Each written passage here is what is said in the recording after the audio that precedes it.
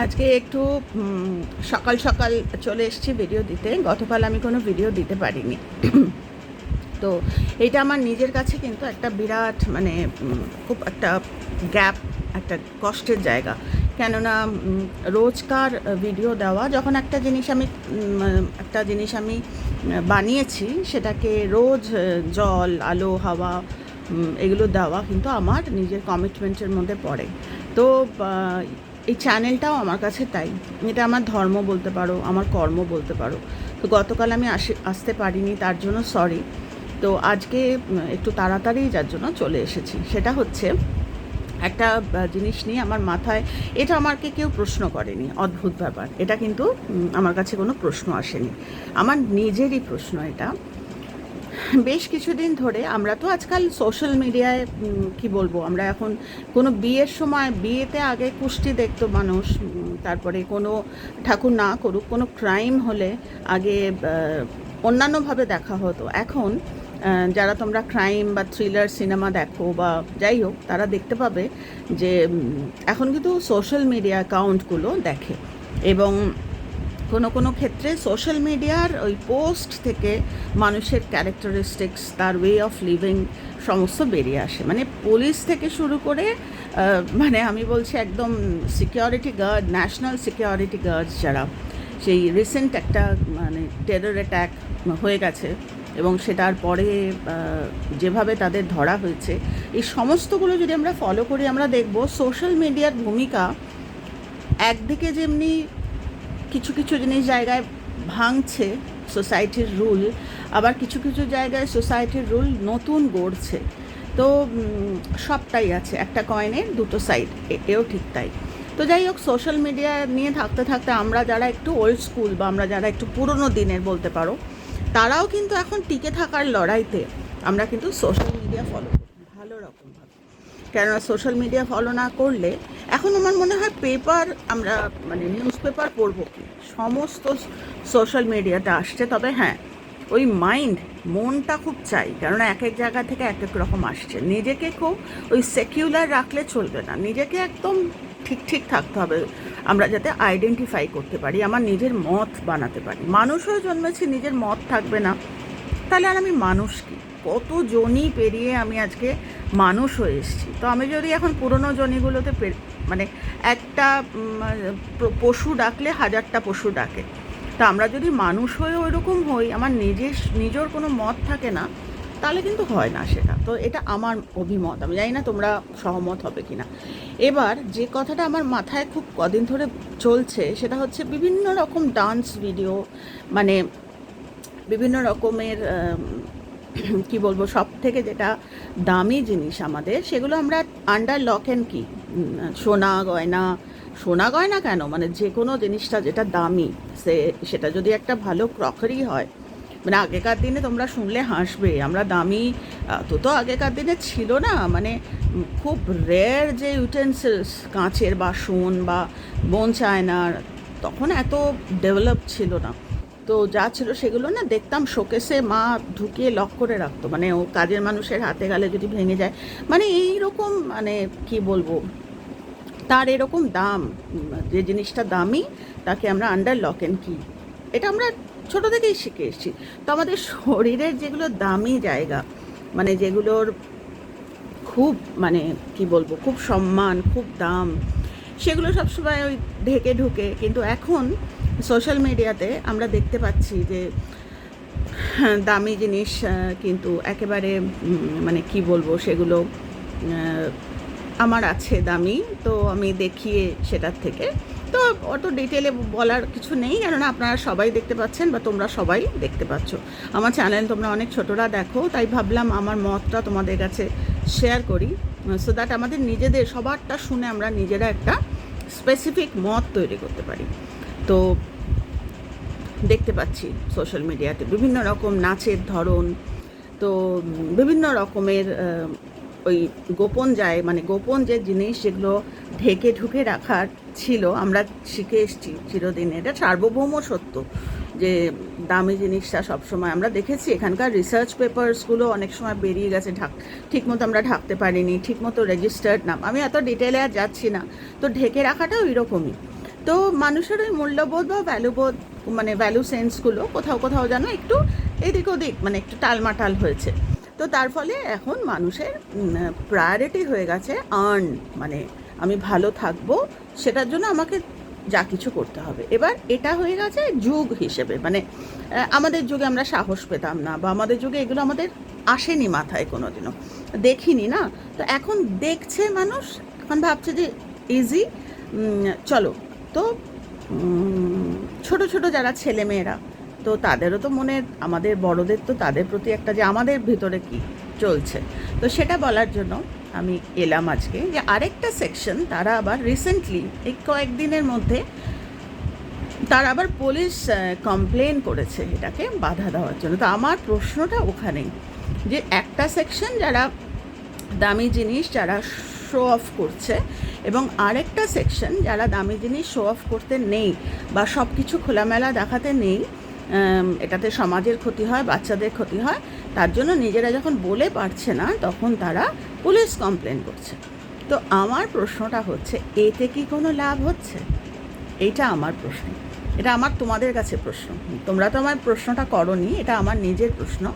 যে একটা সেকশন একেবারে ওপেন, যেটা সমাজের ক্ষতি করছে, আর আরেকটা সেকশন যারা বুঝছে সমাজের ক্ষতি হচ্ছে তাই তারা পুলিশ কমপ্লেন করছে। এবার বলো, কোনো মানদণ্ড চড়িয়ে কি কিছু থামানো যায় যতক্ষণ না বেসিক ভ্যালু সেন্স? আমি যদি কাউকে বলি যে তোমরা যে সারা দিন মানুষের সম্বন্ধে আলোচনা করো, দেখা যায় না, মানে হিট করে ভিতরে, কেননা একটা মানুষ খারাপ কথা বলে ভিডিও করছে, মানুষকে সোশ্যাল মিডিয়া মানে সামাজিক একটা চলন বা একটা প্ল্যাটফর্ম যেটা মানুষের কাছে পৌঁছচ্ছে। তোমরা যারা খারাপ কথা বলছো না, কিন্তু যারা খারাপ কথা বলছে তাদের নিয়ে আলোচনা করছো, তাদের ভুল ধরছো, এটাও কি সমান নয়? ইজ ইকুয়াল টু সেম নয়? একটা সেকশন যারা দেখেইনি, যারা ওই খারাপ ভিডিওগুলো দেখেনি, মেবি তারা তোমাদের কথা শুনে তারা দেখতে যাবে যে দেখি তো কী খারাপ কথা বলছে, মানে কি তাতে কি হলো? সমান হলো।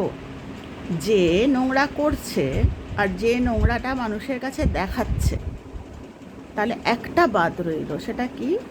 যারা অ্যাকশন নিচ্ছে, যারা মানে একদম প্র্যাকটিক্যাল অ্যাকশন নিচ্ছে ওটার থেকে, ওটা যাতে মানুষের কাছে না পৌঁছয়। সেটা কি করে? সেটা প্রথম যেটা আমরা কর্ম বলি, সেটা হচ্ছে নিজেকে দাঁড়াতে হয় গিয়ে। সেটা কি? সেটা আমরা মানুষের ক্ষেত্রে বলছি যে আমরা প্রার্থনা করব যে এই জিনিসটা যেন এই সোশ্যাল মিডিয়া বা সামাজিক এই চলন বা সামাজিক যে প্ল্যাটফর্ম, এখান থেকে যেন চলে যায়, বা মানুষ যেন সচেতন হয়, অন্তর থেকে সচেতন হয়। কোনো পুলিশ গিয়ে আজকে থামাবে, কালকে অন্যভাবে আসবে, পরশু অন্যভাবে দেখাবে, তরশু অন্যভাবে আসবে। কেন? বেসিক মূল্যবোধ নেই, কর্মের কোনো ফিকির নেই যে আমি কী কর্ম বানাচ্ছি। আমার বাচ্চাদের ওপর এটা কি, অন্য লোকের কথা ভাবতে বলছি না, সমাজের কথা ভাবতে বলছি না, আমি করছি, আমার বাচ্চারা বলবে তুমিও তো করেছো, আমাকেও করতে দাও। তো এইরকম হবে। তো এইবারে হয়ে যাবে ওই আনফিনিশড, যেটা আমি দিলাম না সমাজকে, একটা সময় কিন্তু সমাজ আমাকে ফেরত দেবে। সেটা হয়তো আমাকে দেবে না, আমার বাচ্চাদের দিয়ে দেবে। কোথা দিয়ে দেবে আমরা জানি না, হয় পড়াশোনা খারাপ হবে, বিভিন্ন রকম হতে পারে, কেননা কর্মটা তাই, ভাইসি ভার্সা। তো এটা বলতে গিয়ে এলাম, ভাবলাম যে আমার কন্ট্রিবিউশন বা আমি আমার যে ভিতরে যেটা চলছে সেটা তোমাদের সঙ্গে একটু শেয়ার করি।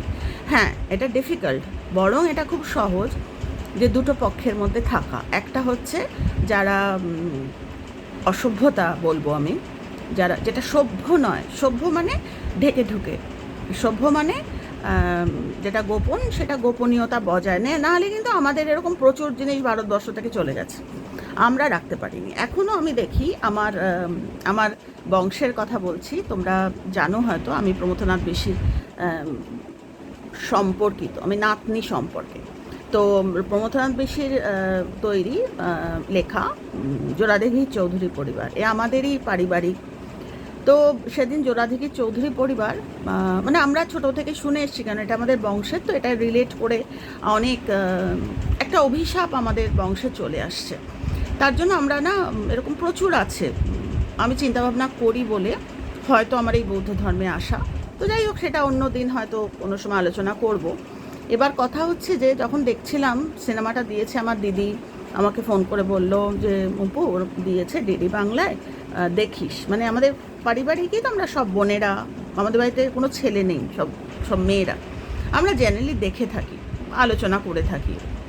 তোমরা বিশ্বাস করবে না, দিনে দিনে ছবির কোয়ালিটি খারাপ হচ্ছে। মানে যখন আগে দেখেছি আর দিনে, মানে কি এটাকে ঠিকমতো মানে ঠিকমতো মানে এই সমস্ত সিনেমা মানে হচ্ছে এগুলো ইতিহাস।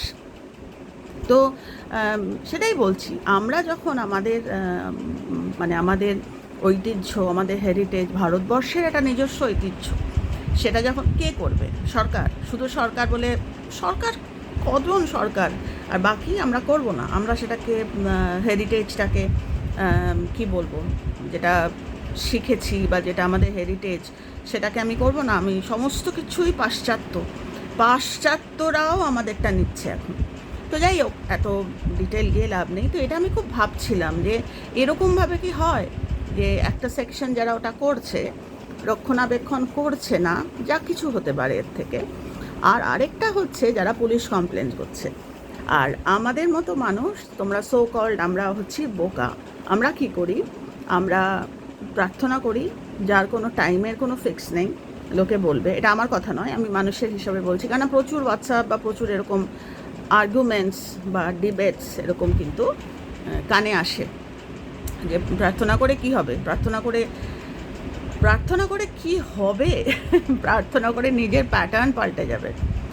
মানে জগতের প্যাটার্ন পাল্টাবে, কবে পাল্টাবে জানা নেই। আমি 1 বছর আগেও প্রার্থনা করিনি, আমার একটা প্যাটার্ন তৈরি হয়েছে। 2 বছর আগে করিনি, প্যাটার্ন তৈরি হয়েছে। আজও করছি না এই সমাজের জিনিস নিয়ে, আমি শুধুমাত্র গিয়ে আলোচনা করছি আর পুলিশ কমপ্লেন করছি। তো আমি আমার ভিতরকার যে ডিজায়ার যে এইগুলো থামুক, বাচ্চারা একটা সুস্থ পরিবেশে বড় হোক, তো সেইটা থেকে আমাদের ওই প্রার্থনা আসবে। এবং যারা সে ধরনের প্রার্থনা করতে পারে, তারা বলবে আমি 15 দিনের মধ্যে প্রার্থনা করে এটাকে কন্ট্রোলে আনবো। মানে এই জিনিসটা মানুষ বোধ হবে। কি করে হবে জানি না, কীভাবে হবে জানি না, মানুষের ভিতরে অন্তরে বোধ আসবে। আবার কেউ বলবে আমি 1 বছর সময় নিলাম, এই 1 বছর আমি কন্টিনিউয়াসলি প্রার্থনা করব যাতে মানুষের বোধ আসে। যেটা করছে বাচ্চা বাচ্চা মেয়েরা, পুরো মানে জামা কাপড়, মানে যেটাকে মানে সভ্যতা বলে, যেটাকে গোপন রাখার একদম ছেলে মানুষ, তাদের জীবন এখনও শুরু হয়নি। এবার তারা যখন করছে এবং যখন পুলিশ কমপ্লেন হচ্ছে, বেশিরভাগ ক্ষেত্রে রাগ হয়ে যাচ্ছে তাদের, বিভিন্ন রকম কথা হচ্ছে, তার ফলে কিন্তু ভাইসি ভার্সা, দুটোই সেম হচ্ছে। তো আমাদের মতো বোকা মানুষেরা কি করছে, আমরা নিজেদের কাছে নিজেরা টাইম ফ্রেমে বাঁধছি আমাদের প্রার্থনাগুলোকে, যে আমি 6 মাস টাইম নিলাম, এই 6 মাসে আমি এত প্রার্থনা করব যে প্রার্থনা ট্রান্সেন্ড করে। কি হবে জানি না, মানুষগুলোর ভিতরে বোধ আসবে যে তারা এই জিনিস আর করবে না। কেননা আবার এটার থেকে যারা আলোচনা করছে অথচ দেখছে, আবার যারা পুলিশ কমপ্লেন করে খালাস হয়ে যাচ্ছে, প্রত্যেকের ক্ষেত্রেই একটা অন্তরের বোধ আসবে। এটা বলতে গিয়ে আমি 3টে রুল তোমাদের সঙ্গে শেয়ার করছি। প্রচুর এরকম রুল আছে। আমরা কর্ম বলি, কর্ম ফেরত আসে জানি, কিন্তু কিভাবে কর্ম কাজ করে, কিভাবে যাচ্ছে, আমরা কিন্তু বুঝি না। তো এটা বলতে গিয়ে প্রথম যেটা বলছি, যে প্রথম রুল কিভাবে কর্ম কাজ করে, যে আমার কর্ম আমার কাছে ফেরে। যেটা বললাম যে একটা সেকশন মানুষ ভুল করছে, আরেকটা সেকশন তার ভুল ধরছে, একটা সেকশন হয়তো অরিজিনাল ভুলটা দেখেনি, যে আলোচনা করছে তার ভুল দেখে অরিজিনাল সোর্সে চলে যাচ্ছে। মানে কি, ইটস এ চেইন অফ কর্মা এবং রং কর্মা। এতে কি হবে, শরীর শেষ হয়ে যাবে। শরীরের মানে বলে বোঝাতে পারবো না, সংসারে অশান্তি বলে বোঝাতে পারবো। হয়তো ভাববে আরে সোসাইটিতে হচ্ছে, আমার কি, ও তো চ্যানেলে 8 ঘন্টা কথা বলবো, আমার কি, যে মুখ দিয়ে আমি কথা বলছি, যে চোখ দিয়ে, যে মাথা আমি কাজ করাচ্ছি, বিফোর আই ডিসকাস আমার মাথা চলছে যে আমি কী কথা বলবো, সেম প্যাটার্ন তৈরি হচ্ছে। এতে মানে রুইন করে যাচ্ছে সবটা, সংসার, অর্থনৈতিক, নিজের অরা, সম্মান, সমস্তটা ড্যামেজড। এটা হচ্ছে রুল অফ কর্মার 1, সেটা হচ্ছে আমারটা আমার কাছেই ফিরবে।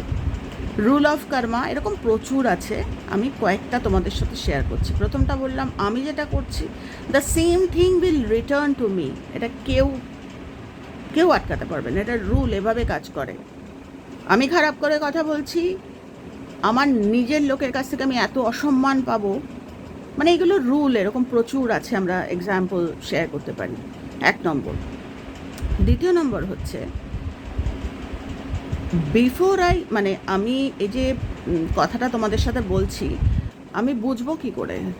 এই বোঝাটা হচ্ছে রুল নাম্বার 2, যে আমার জীবনে যে সমস্যাটা হচ্ছে সেই সমস্যাটার দায় আমার। মানে বিফোর মানে কিছু বলার আগে আমি আইডেন্টিফাই করছি যে এটা বলবো, এটা বললে তো আমার যে কন্ডিশন দিয়ে আমি যাচ্ছি সেই কন্ডিশনটা আমারই তৈরি করা কন্ডিশন। তো বলছে যে তৈরি করার নতুন আবার কন্ডিশন তৈরি করার আগে তুমি জাজ করো, যে নিজেকে জাজ করো যে আমি যেটা করছি সেটা ঠিক নয়। রুল অফ কর্মার 2 নম্বর, সেটা হচ্ছে নতুন মানে কিছু তৈরি করার আগে পুরনোটা ভাঙা। পুরনো যে ভুল আমি করছি, আমি আগে অন্য মানুষের ডিসকাস করতাম, আমি কখনো তার জন্য প্রার্থনা করিনি যেটা থেমে যাক, আমি অন্তর থেকে চাইনি। একটা সিনেমা এসেছিল আন্দার অ্যান্ড আন্দার বাহার, আমাদের ছোটোবেলায় জ্যাকি শ্রফ, অনিল কাপুর এরা সব ছিল, মনে পড়ে। তো যেটা বলছিলাম, ওই আন্দার আর বাহার আমরা আলাদা করে ফেলি। একটা করে ফেলি ইউটিউব আলাদা, সোশ্যাল মিডিয়া আলাদা, আমি আলাদা, কিছু আলাদা না। আমার লাইফ আর ইউটিউব সেম। একটা উদাহরণ দিচ্ছি তোমাদের, আমি যেরকম আমার নোটিফিকেশান সেরকম আসবে, মিলিয়ে নিও তোমরা। এবার তোমরা হয়তো আমাকে আর্গু করতে পারো, কই আমি তো এগুলো দেখি না, তাও আসে কেন? প্রশ্ন করলেই উত্তর পাবে। তো আসবে না, আমি যেরকম আমার কাছে সেরকম। এবার হয় আমার কাছে এরকম প্রচুর ভিডিও আসে কেন? তার কারণ আমি যে প্রার্থনা করি, আমি যেরকম আমার কাছে আসে, কারণ আমি তো তাদের দায়নি। যাদের কাছে, যারা আমার 5টা সেন্স অর্গানসে আসছে না, আমি তো তাদের জন্য প্রার্থনা করি না। আমি তো প্রার্থনা করি যারা সমস্যায় আছে, তারা আমার কাছে আসে। মানে তারা আসে বলতে ওই চ্যানেলসগুলো আসে। আর আমি যদি না আসতো আমি বুঝতেও পারতাম না পৃথিবীতে কোথায় কি হচ্ছে। আর আমি সব আলাদা করে ফেলতাম, ও আলাদা এ আলাদা, সব এক। আমি যেরকম আমার ইউটিউব চ্যানেলও সেরকম। আমার ইউটিউব চ্যানেলে তারাই আসবে যাদের আমি চাই এরকম ভিউয়ার, যারা আমাকে প্রশ্ন করবে, যারা আমাকে এনহ্যান্স করবে আমার কাজ, যে কাজে আমি আমার জীবনটা মানে ডেডিকেট করা। আমার কাছে এরকম মানুষ আসবে না, আসে না কি আসে, কিন্তু তারপর তাদের আর ভালো লাগবে না। ওই যে বললাম, জীবন আর ইউটিউব সেম, আমার কাছে বেশি দিন তাদের ভালো লাগবে না। তো ওটাই বলছি যে আমি যেরকম, আমার ইউটিউব, আমার বন্ধু সেরকম। বলছে না তুমি যেরকম তোমার বন্ধুরাও তাই হবে। তো ওটাকে জাজ করতে হবে যে আমার আসে কেন। কই সবার তো এরকম হয় না, কই সবার জীবনে তো এরকম সমস্যা নেই, কই সবাই তো এরকম অসম্মান হয় না, কই সবাইকে তো লোকে এরম বলে না, কই সবাই এরকম প্রচুর, কই সবার তো এরম, মানে আমার হয় কেন? কি আমি তো এরকমই, বা আমি তো অতীতে এই জিনিস করে, অনেকে বলে এখন তো করি না। মারাত্মক কথা, আগে করেছি। আরে আগে যেগুলো করেছি সেগুলো ভরপাই কে করবে? করতে হবে ঠান্ডা মাথায় সিরিন হয়ে। যেটা আমার জীবনে চলছে ওটা আমারই কর্ম। রুল নাম্বার 2 যেটা, সেটা আমাকে বুঝতে হবে। আমায় বুঝতে হবে যে আমি এটা এতদিন করে এসছি, আমি ব্রেক না করলে আমার কোনো দিন যাবে না। আমার যাবে না শুধু না, এগুলো আমার সন্তানকে ধরে টানবেই। এটা রুল অফ কর্মা। আজকে বুঝতে পারছো না, কেননা অনেকে বলে ফারাক করে দেয় জীবন আর ইউটিউব। আমি তো ইউটিউব আমার বাচ্চাকে দেখাই না, তুমি দেখাও না, কিন্তু ওপরে যে বসে আছে সে তো দেখাচ্ছে, তার কাছে তো খোলা খাতা, সে তো হিসাব নিচ্ছে। আমি তো আমার বাচ্চাকে ইউটিউবে আনতে হবে না। তোমার কর্ম তোমার বাচ্চাকে মানে পোট্রে করছে, মারাত্মক গায়ে কাটা দেওয়া, তো ডেডলি। মানে কর্মা বলছে না, কর্মা ইজ ব্যাক, এটা বলে কোনো কথা নেই। কর্মা ইজ ব্যাক বলে কোনো কথা হয় না। তো সত্যি ভয় লাগে, ঠিক আছে? কর্মা ইজ ব্যাক বলে কিছু হয় না। কর্মা ইন্টেরিয়র, আমার ভিতরকার ফান্ডামেন্টাল একটা ফিনমেনা হচ্ছে কর্মা। কর্মা ইজ ব্যাক বলে কোনো কথা হয় না। তো মারাত্মক। প্রথমটা হচ্ছে, আমি লিখে রেখেছি, প্রথমটাই যেটা হচ্ছে সেটা হচ্ছে আমারটা আমার কাছে ফিরছে, সেকেন্ডটা হচ্ছে সেটাকে ধরছি কোনটা ফিরছে আমার কাছে, থার্ড হচ্ছে one must accept it to change it, third একটা হচ্ছে যে আমি মেনে নিলাম আমার ভুলটা, আমি মানবই না আমার ভুল না, তো মানবই না। মারাত্মক কর্মা, মারাত্মক কর্মা। প্রথম কর্মাটা কি বললাম, আমার কর্ম আমার কাছে ফিরছে।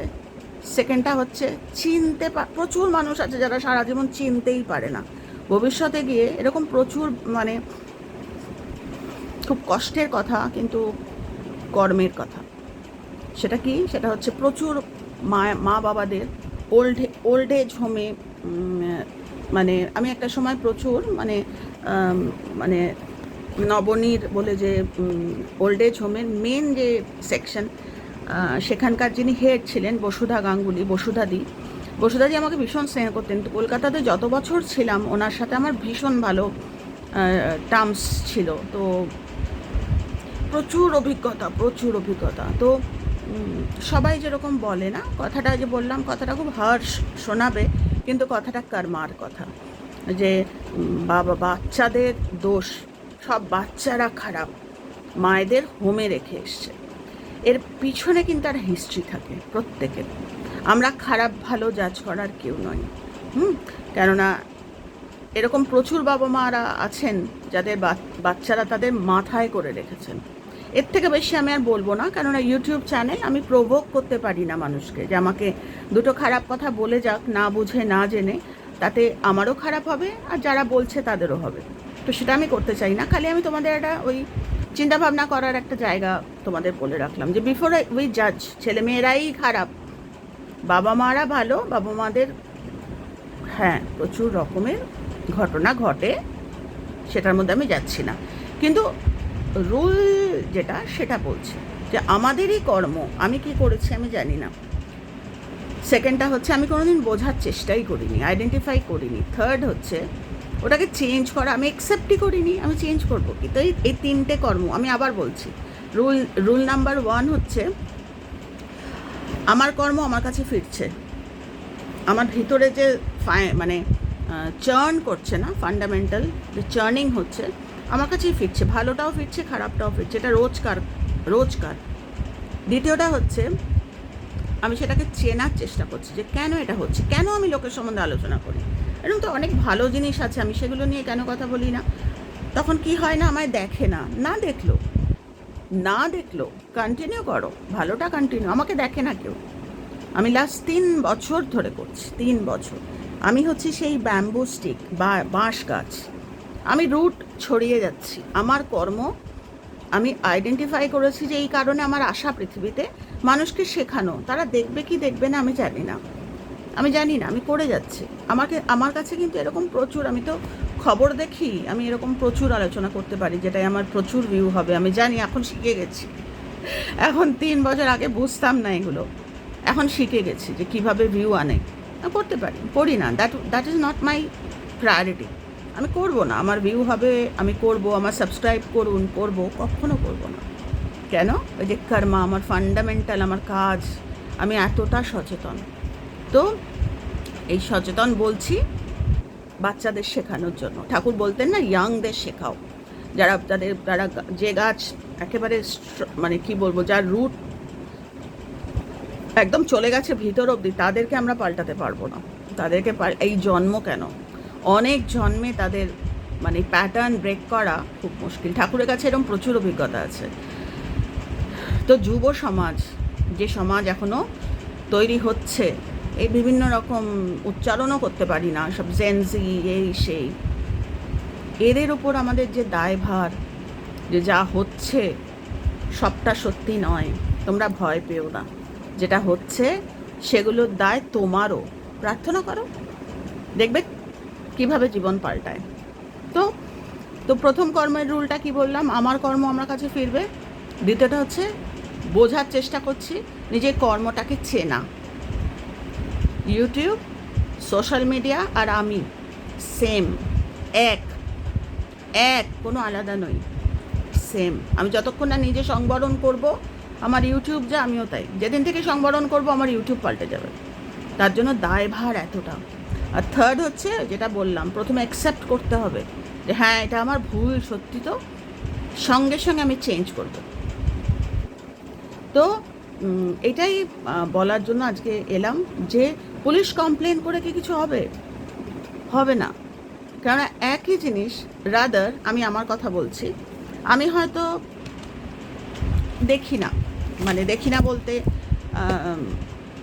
আমি দেখি না সব জিনিস, মন খারাপ হয় সত্যি কথা। যখন আমারও তো মেয়ে আছে, একটা ছোট মেয়েকে যখন ওরমভাবে দেখি, তখন আমি তোমাদের ওপেনলি বলছি যে আমি তো প্রার্থনার একটা শরীর, আমার প্রার্থনা আসে যে বুঝুক বুঝুক বুঝুক, ওর কাছে কাজের অন্য অপরচুনিটি আসুক, এইভাবে। তো প্রচুর মানুষের জন্য করি। তো সবসময় যে সব আরও নতুনদের দেখি সেরম নয়, যাদের যাদের জন্য করছি, যারা অলরেডি এসে গেছে, প্রচুর ভিড়। রিসেন্টলি একজনের, আমি সেটাও তোমাদের বলছি কেন, যে যেদিন এই পুলিশ কমপ্লেন হলো এবং ওই মানে স্ক্রোল করছি, তখন পুলিশ কমপ্লেনের এটা এলো, তো আমি গো থ্রু করলাম, তো দেখলাম কি ব্যাপার। ওরা লিখছে যে এই কারণে এই নাম দিয়ে, তো সেই চ্যানেলটা আমি দেখিনি, তো সেটাও গিয়ে দেখলাম এবং মারাত্মক। মানে আমার প্রার্থনায় আরেক লিস্টে আরও বাড়লো।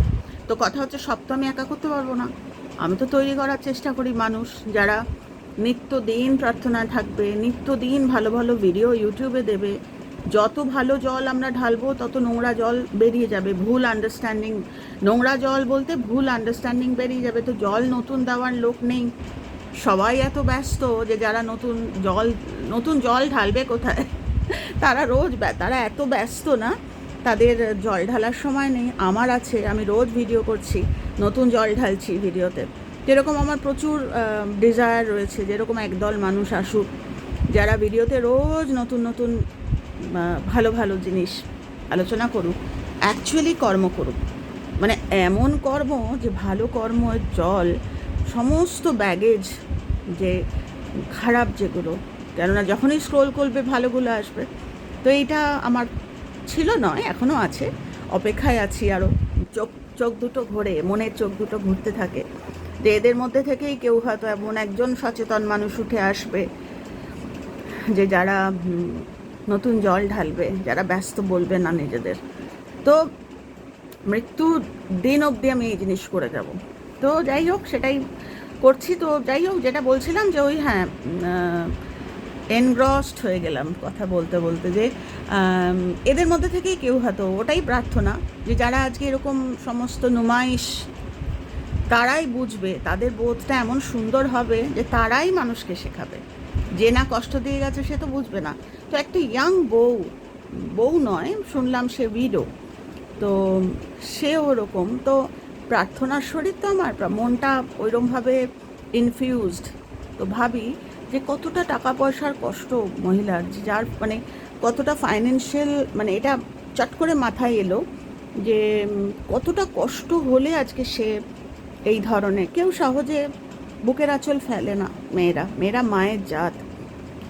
আর তাকে নিয়ে 10টা কথা সঙ্গে সঙ্গে হেড অন নিলাম। প্রেয়ার, অলরেডি তোমাদের সাথে কথা বলছি, আমার ভিতরে প্রেয়ারই চলছে যে এত বোধ আসুক, এত সুপ্রিম কনসিয়াসনেস, এত আশীর্বাদ আসুক, এত জীবনে কাজের অপরচুনিটি আসুক, এইসব থেকে ওই কৃপাধন্য বলে না, আসুক। আমি তোমাদের সঙ্গে কথা বলছি, ওর মুখটাই খুব মিষ্টি মুখখানা। আমাদের বয়সী না, আমাদের বয়সে হবে না, আমাদের থেকে ছোট হবে, ভুল করে বললাম, অনেক ছোট। তো আমি তো লিপস্টিক লাগিয়ে কচি সেজে থাকি, যার কথা বলছি সে সত্যিই ছোট। তো ও জানেও না যে পৃথিবীর কোথা থেকে 10 ডাইরেকশন থেকে ওর লাইফে আশীর্বাদ আসছে। খুব শিগগিরই দেখবো যে ওর খুব সুন্দর একটা জীবন পেয়েছে। তো এইভাবে প্রার্থনা, নাকি পুলিশ কমপ্লেন করব। তো ওটাই বললাম যে কর্মার রুল, যে ও পাল্টাবে বা ও কী হবে ওটা আমার হাতে নেই। আমার হাতে আছে যে ও আমার লাইফে এলো কেন, ওকে আমি কেন ইউটিউবে দেখলাম। YouTube, social media and my life are the same. তাই এলো। কারণ আজ আমি খুঁজে বেড়াই যে এমন মানুষ আয় তোরা আমার কাছে, আমি প্রার্থনা করবো তোদের জন্য, তো এলো। তো সেটাই বলছি, এইভাবে যদি হয় পৃথিবীটা অনেক সুন্দর হবে, ভূমিকম্প কমবে, যে প্লেটসগুলো সরে গেছে, মানুষ সরে গেছে, প্লেটস সরবে না। ভয়ানক ভূমিকম্প, এই ভূমিকম্প শুধু বাইরে না, এই ভূমিকম্প সমাজে, পরিবারে, আমাদের ভিতরে হচ্ছে। মা বাচ্চার সাথে বসে ভিডিও করছে, মানুষের আলোচনা করছে, এর থেকে কষ্টের আর কিছু হয় না। কিছু কিছু ক্ষেত্রে এত স্টোন লাইক কর্মা হয় না, প্রার্থনা ঢোকে না, তখন ওই সংঘা দরকার হয়, তখন একসাথে। একা তো বলে না যে প্রচুর বড় বড় মানুষ যারা শিষ্য বলছে না, ভগবানও ভক্ত খোঁজেন। আমরা যে শুধু ভগবানকে খুঁজি তা নয়, ভগবানও ভক্ত খোঁজেন। কেন?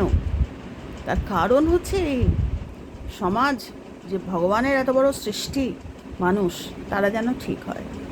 তো সব জানি না আমরা, টেকনিক্যালি ভয়, ডাউট এসব জানি, কিন্তু কিভাবে অ্যাক্ট করছে লাইফে, কী করে কাজ করছে, সেটা আমরা বুঝতে পারি না। তার জন্য বলে যে, আমি ভিডিওটা এবার শেষ করব, তার আগে বলছি, যখন ঠাকুর না করুক নিজের সমস্যা দিয়ে আমি যাচ্ছি, তখন যদি আমি দুটো মানুষ বাইরের, যাকে আমি চিনিও না, ওই যে বারবার বলছি, social media and my life are the same, কোনো আলাদা নই। মেবি আমি চিনি না, আমার ইউটিউব থেকে দুজন কাউকে চিনেছি, তারা সমস্যায় আছে। আমার নিজের ফোকাস আমার সমস্যা ছেড়ে দিয়ে আমি যখন তাদের সমস্যার জন্য আমি যখন প্রার্থনা করব যে তাদের জীবনে আলো আসুক, তারা ভালো ভালো ভ্যালুর সাথে কানেক্ট করুক, তারা যেন এমন, দেখো, কাজ না করলেও তাদের জীবনে আশীর্বাদ আসুক, হবে না, আমরা জানি না কার কী প্যাটার্ন। তাহলে প্রার্থনাটা কোন মোডে হবে? প্রার্থনা হবে যে ওরা যেন ভালো জিনিস কানেক্ট করে, ওরা যেন প্রার্থনা করতে শেখে, ওরা যাতে এমন কোনো মানুষের সান্নিধ্যে আসে যে ওদের প্রার্থনা করতে শেখায়। এই কেল্লাফতে নালে হাজার আমি কাঁদি, আমার এই কষ্ট ওই কষ্ট যাবে না। তো আমার ফোকাস চেঞ্জ করে আমি যখন শিখছি, আর দুটো নতুন মানুষ যাকে আমি চিনি না, যে চেনা মানুষ কনভিনিয়েন্স হয়ে যায় অচেনা মানুষের জন্য, তখন এই কর্মা। আর আমরা কী করি? অচেনা মানুষের সঙ্গে আমরা আলোচনা করি, তো মারাত্মক। আমি তো চলে যাব, আমার সন্তানের কী হবে? ওর জন্য কী রেখে যাব আমি? কী পৃথিবী কী রেখে যাচ্ছি ওর জন্য আমি? মারাত্মক চিন্তার। শুধু তাই না, মানুষের মধ্যে এরা প্রশ্ন তোলে যে এরা এরম করছে, এরা তো ভালো আছে, ভালো নেই। আমরা দেখতে পারি না, সব কিছু ভিজিবল হয় না, এরা ভালো নেই, অসুস্থ বলেই তারা আজকে এই জিনিস করছে। তো ওটাই again back to the focus, যে ভিডিওগুলো হচ্ছে সোশ্যাল মিডিয়াতে, তারা বোঝা যায় কোনো সমস্যা বা বিভিন্ন রকম মাইন্ডসেট তার থেকে করছে, আর একদল তাদের নিয়ে ডিসকাস করছে, আর একদল তার পুলিশ থানায় যাচ্ছে। এদিকে কিছু হবে, নয়তো আমরা যদি একেবারে বেসিকে চলে যাই, বেসিকে ফিরে যাই, যে আমরা মানুষ, আরেকটা মানুষ যখন ভুল করছে সেই মানুষটাকে আমরা যেন ঠিকই ফেরাতে পারি। সেটা কিভাবে হবে?